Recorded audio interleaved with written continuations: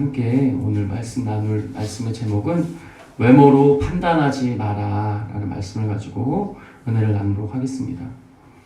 오늘 읽어드린 본문의 말씀은 읽어서 아시겠지만 교회에서 차별 대우하지 말라, 외모로 차별하지 말라는 내용입니다. 언젠가도 설명을 드렸지만은 초대교회가 있을 때에는 사회가 양극화 현상이 일어나서 잘 사는 사람은 아주 잘 살았고 못 사는 사람은 아주 못 살았습니다. 그러나 대부분의 사람이 잘 살지 못했습니다. 집을 잃고 땅을 잃고 하루 벌어서 하루 사는 뜨내기 생활하는 사람들이 무려 85% 정도였습니다. 복음이 전해졌을 때 이런 사람이 많이 모여들었습니다. 특별히 헬라파 사람들이 모이는 교회에는 노예들도 종들도 많이 있었습니다. 이런 모습을 야고보는 예를 들고 있습니다. 어떤 금가락지를 낀 아름다운 여자가 오늘 본문에 보면 교회를 방문하였습니다. 이 사람은 교회의 구성원, 멤버는 아니었던 것으로 보입니다. 6절에 보면 너희는 도리어 가난한 자를 업신 여겼도다. 부자는 너희를 억압하며 법정으로 끌고 가지 아니하느냐. 7절 그들은 너희에게 대하여 일컫는 바 그 아름다운 이름을 비방하지 아니하느냐. 1절부터 5절까지 말씀 보면 이 아름다운, 어떻게 보면 금가락지를 끼고 아름답게 꾸미고 아름답게 꾸미고 온 그 여인을 맞아들이면서 그 구절을 보게 되면 어떤 모습으로 왔는지 알 수가 있습니다.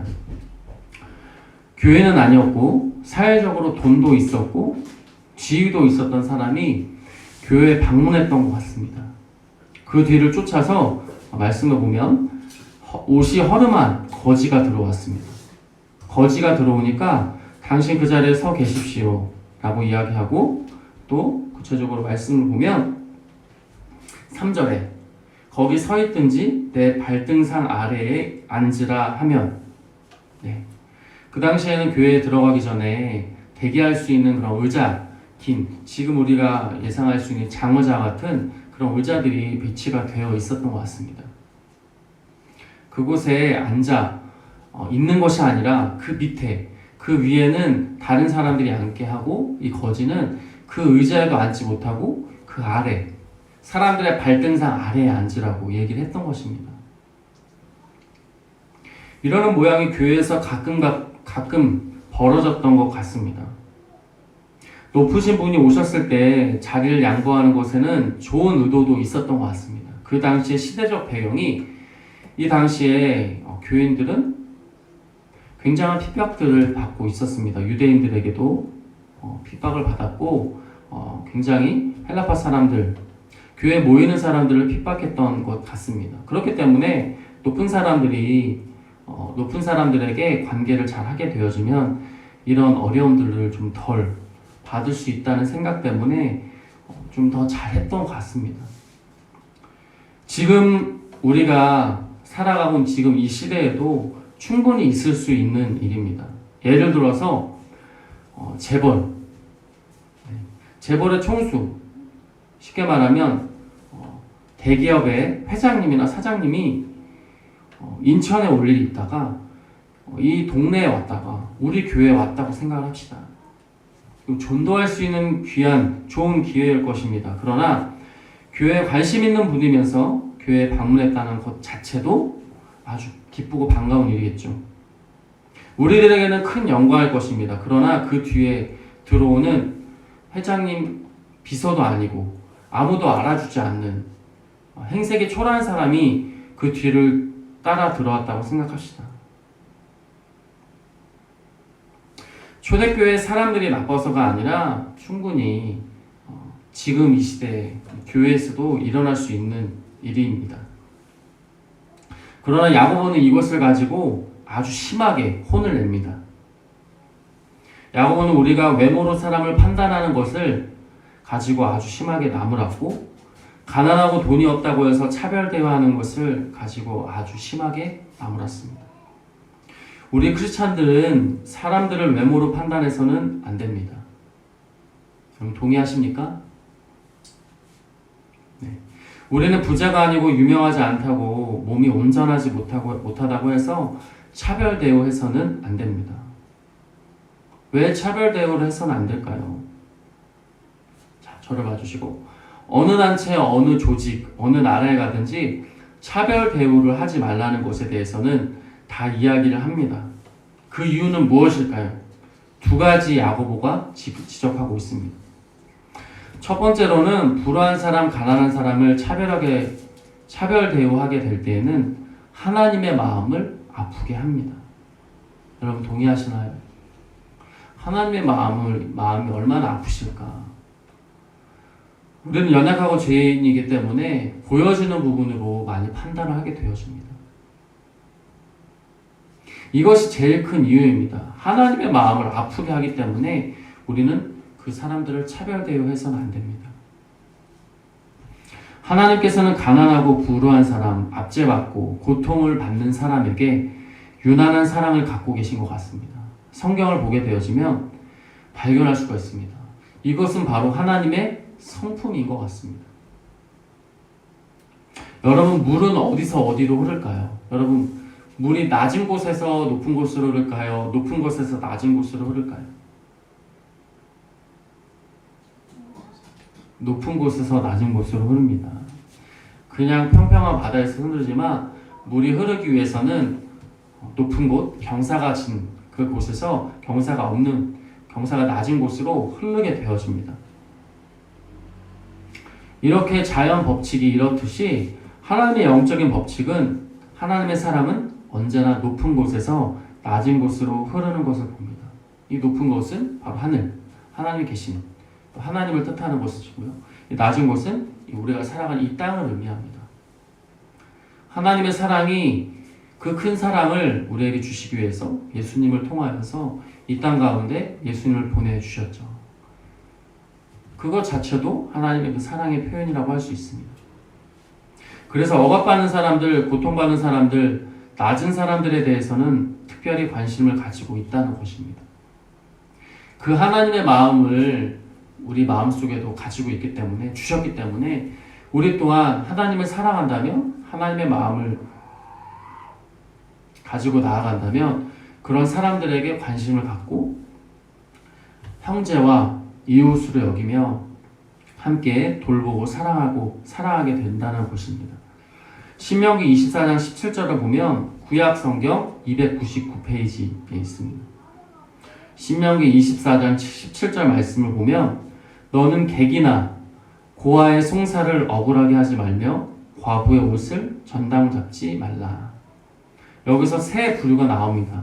자, 한번 따라해 볼까요? 객과, 조금 크게 합시다. 객과 고아와 과부. 송사는 과부입니다. 이 세 부류는 어떻게 보면 일반적으로 사람들이 볼 때 좀 소외되고 또 어떻게 보면 힘든 삶을 살아가는 사람일 수도 있습니다. 고아는 아버지가 없는 사람입니다.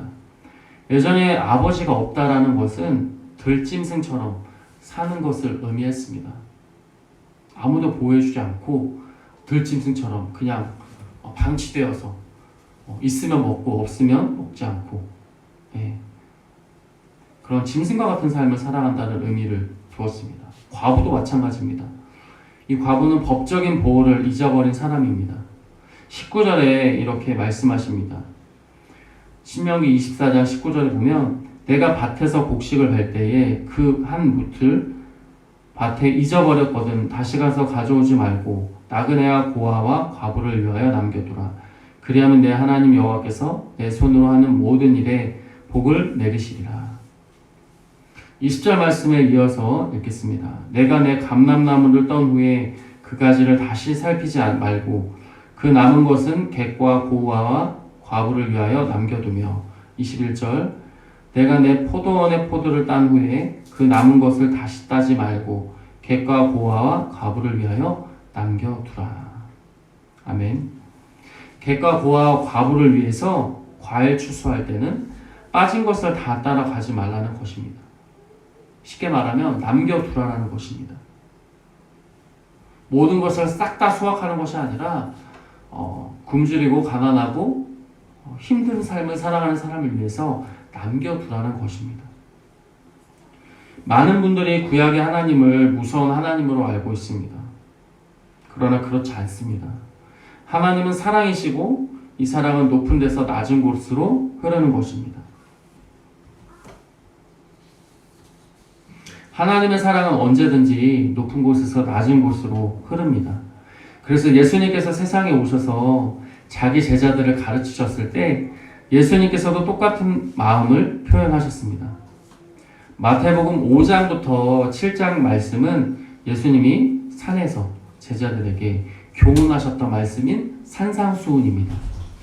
그 산상수훈은 우리가 어떻게 살아야 하는지 교훈해주고 계십니다. 첫 번째 가르침이 무엇인 줄 아십니까?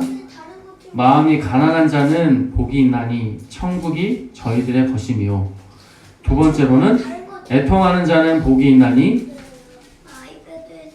천국이 저희들의 것입니다. 우리가 그들을 특별 대우를 할 것 같으면 하나님께서는 마음 아파하십니다. 쉽게 말하면 차별 대우를 해서는 안 됩니다.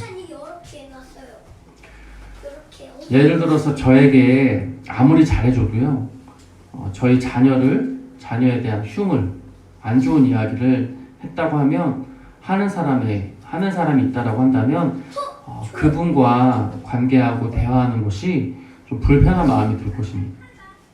반대로 내 자녀를 사랑해주면 그분에게 감사한 마음이 들고 함께 또 그 부분에 대해서 감사한 마음뿐만 아니라 또 함께 관계하고 싶은 호의적인 마음이 들 것입니다. 내가 사랑하는 사람을 남들도 사랑해 주기를 원해서입니다.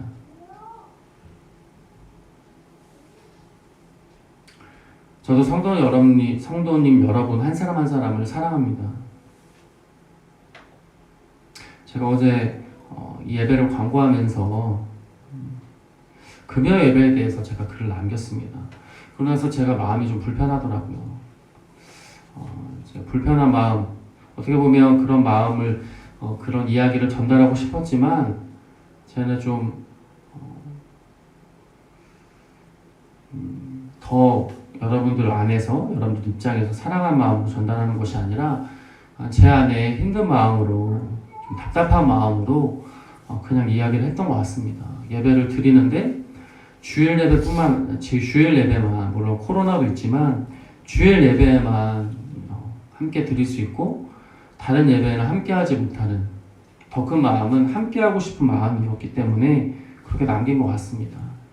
어떤 때에는 저 혼자 기도하기도 하고 어떤 때에는 사모님과 저희 아이들과 그냥 예배를 드리는 경우들이 있는데, 가능하다라면 함께 모여서 예배하고 함께 교제했으면 좋겠다. 얘기하는 게 아니라 하나님의 말씀 안에서, 은혜 안에서 나눴으면 좋겠다는 생각으로 나누게 되었던 것 같습니다. 그래서 저녁에도 새벽에도 좀 마음이 불편하고 잠을 잘 이룰 수가 없었습니다. 제가 언제 마음이 제일 마음이 아픈 줄 아십니까? 물론 어제 그때도 좀 마음이 좀 무겁긴 했지만 제일 마음이 아플 때는 한 성도님이 저에게 와서 다른 성도님 흉을 볼 때, 나쁜 잘못한 이야기 그리고 불만의 이야기할 때 정말 마음이 아픕니다. 왜냐하면 그 이야기를 하는 그 성도님뿐만 아니라 그 대상이, 그 안 좋은 이야기의 그 대상이 되는 그 사람도 어떻게 보면 하나님의 사랑하는 사람이고 또한 제가 사랑하는 성도님 중에 한 명입니다. 여러분 모두는 정말 주님에게 있어서 소중한 사람입니다. 우리가 누군가를 사랑하면 다른 사람의 흉을 보면 마음 아픈 것처럼 하나님께서도 불우하고 가난한 사람을 차별 대우할 경우에 마음 아파하십니다. 가장 마음 아파하십니다. 반대로 어떤 성도님이 다른 성도를 칭찬할 때가 가장 기분이 좋습니다. 우리는 어떤 즐거운 얘기, 재밌는 이야기를 할 때 그 사람을 세우며 높여주며 이야기하지 않습니다. 그 사람을 깎아내리고 그 사람의 단점을 이야기하면서 그 이야기를 우스갯거리로 만드는 것을 봅니다. 다시 본문으로 돌아오겠습니다. 2장 5절에 보면 야고보가 이렇게 얘기합니다. 내 사랑하는 형제들아 들을지어다. 하나님이 세상에서 가난한 자를 택하사 믿음에 부유하게 하시고 또 자기를 사랑하는 자들에게 약속하신 나라를 상속으로 받게 하지 아니하셨느냐. 하나님은 가난한 자를 특별하게 생각하여 이렇게 이야기하십니다. 하나님의 특별한 사랑과 관심이 있는 낮은 곳에 처한 사람들을 보내주셨기 때문입니다. 저희도 우리 주변을 한번 살펴보셨으면 좋겠습니다. 저희 교회도 살펴보셨으면 좋겠습니다. 저 역시도 생각나는 사람들이 몇 명 있습니다. 두 번째는 하나님의 성품에 어긋나기 때문에 우리는 사람을 차별해서는 안 됩니다. 첫 번째로는 하나님이 마음 아파하시기 때문에, 두 번째는 하나님의 성품에 어긋나기 때문입니다.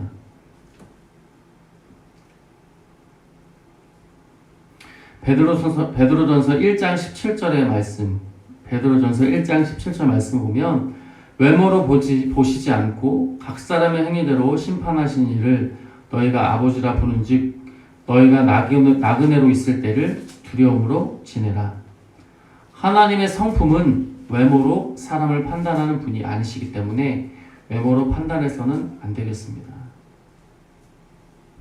반대로 하나님은 내면을 보십니다. 우리 내면을 보십니다. 갈라디아서 5장 22절부터 23절 성령의 열매에 대한 말씀입니다. 갈라디아서 5장 22절에서 23절입니다. 오직 성령의 열매는 사랑과 희락과 화평과 오래 참음과 자비와 양성과 충성과 온유와 절제니 이 같은 것을 금지할 법이 없느니라. 이런 열매를 하나님께서는 보십니다. 세상은 그렇지 않습니다. 외모로 판단을 합니다. 성령의 열매를 맺는 사람은 세상의 사람들 눈으로 보기에는 이해하기 힘듭니다. 좀 어리석어 보이고 멍청해 보이기까지 합니다. 도대체 성공할 가망성이 없어 보이는 사람입니다. 그러나 하나님은 내면을 보시기 때문에 얼마나 내면에 얼마나 이런 열매가 있는지 보신다는 것입니다.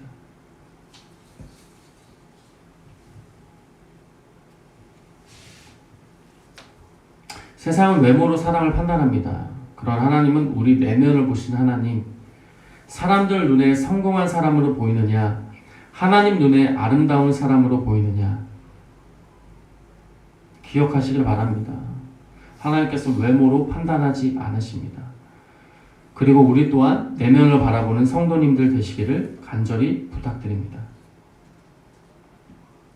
교회로 돌아옵니다. 어떻게 교회에서 특별 대우, 차별 대우가 없어지겠느냐? 여기에 대한 대답도 야고보가 주고 있습니다.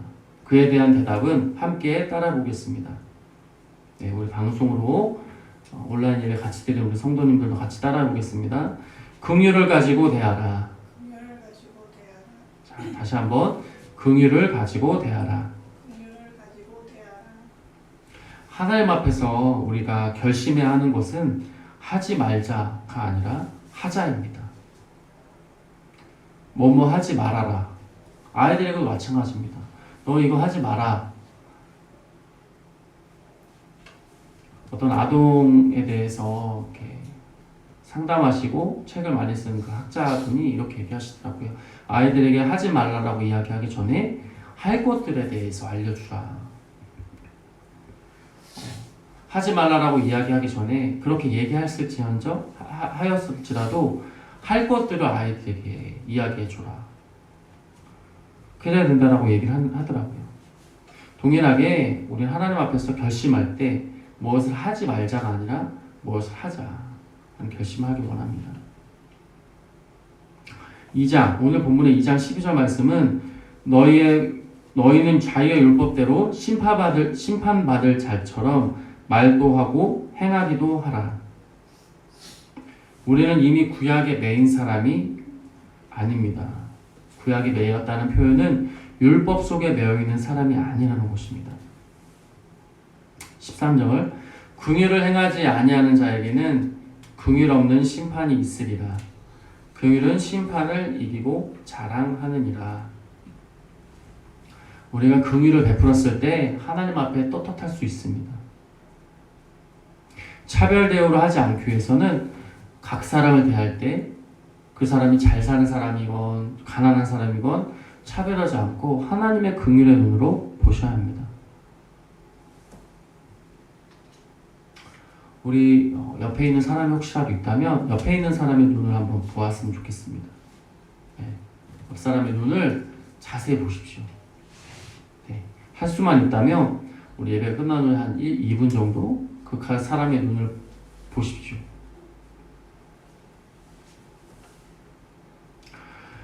그 눈을 보다 보면 다 그런 건 아니지만 그 눈을 바라보면서 때로는 어떤 사람들은 슬픔, 때로는 그런 눈물이 흐를 수도 있습니다. 그 사람 속에 있는 그 아픔을 보게 될 수 있다는 거죠.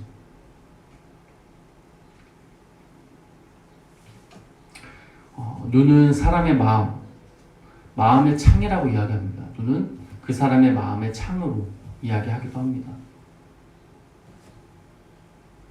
우리는 다 때때로 어려움을 느끼고 나의 꿈이 이루어지지 않는 것에 대한 안타까움이 있고 내 뜻대로 되지 않는 욕구 불만 가운데 안타까움을 가지고 사는 우리들입니다. 사람들 마음속에 아픔을 보고 살아야 하는 것입니다. 그래서 우리는 서로 나누고 또 서로 아픔을 내 아픔으로 여기면서 진심으로 그 사람의 이야기를 들어주고 함께 기도해야 하는 것입니다. 그리고 주일 예배뿐만 아니라 우리가 앞으로 해야 할 그런 목장 모임을 통해서 그런 나눔들이 이루어져야 합니다. 특별히 교회를 다니고 우리가 익숙해 있던 예배에 익숙해 있는 우리뿐만 아니라 전혀 예배를 드려보지 않았고 하나님에 대해서 이야기를 들어보지 못한 사람과도 이런 모임을 할 수 있어야 된다는 것입니다. 눈을 바라보면 불쌍한 마음이 듭니다. 지금 예배당 안에 저와 사모님이 있는데 사모님은 저의 눈을 바라보면서 어떤 생각을 하실지 모르겠지만 사모님의 눈을 보면서 여러 가지 생각들이 듭니다. 미안한 마음, 고마운 마음, 때로는 또 안타까운 마음. 여러분들 상대방의 눈을 바라보면서 어떤 마음이 드십니까? 우리가 사는 세상은 죄된 세상이기 때문에 우리는 각 사람의 눈을 바라볼 때에 여러 가지 마음이 들기도 하고 때로는 그 사람의 눈을 또렷하게 쳐다보지 못할 때가 있습니다. 여러분 예배가 끝난 후에 여러분이 좀 적용해 보시면 좋겠습니다. 옆에 있는 사람, 가족들, 엄마가 될 수도 있고 아빠가 될 수 있고 자녀가 될 수 있고 배우자가 될 수 있고 서로 눈을 2분간 바라보시고 각 사람 마음 안에 어떤 마음에 그런 것들을 갖고 있는지 한번 눈을 바라보시면서 이야기하지 않고 눈을 한번 바라보셨으면 좋겠습니다. 어떤 분들은 눈물이 나올 수도 있고 어떤 분들은 웃음이 나올 수도 있겠죠. 오늘 말씀을 통해서 우리는 외모로 판단하지 않고 차별 대우하지 않는 것에 대해서 나눴습니다. 참 이것을 위해서 우리가 기도해야 될 것 같습니다. 여기 앞에 서 있는 저 역시도 참 연약한 존재이면서 참 보이는 것에 약한 사람인 것 같습니다. 우리 모두가 신앙생활뿐만 아니라 우리 일상의 생활 가운데에서 차별하지 않고 외모로 판단하지 않는 그런 하나님 앞에 온전하고 또 하나님이 기뻐하시며 또 신실한 우리 모두가 되기를 간절히 소망합니다. 기도하겠습니다. 시간 좀 반주해 주시고요.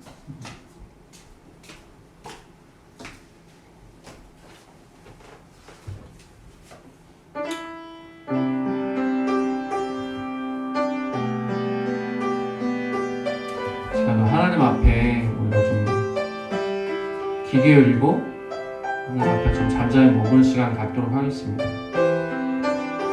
오늘 말씀을 통해서 야고보가 교인들에게 이야기했던 것처럼 부자, 아름답게 치장하고 들어온 사람들에게는 밝게 환영하고, 그렇지 않고 초라하게 들어왔던 사람에게는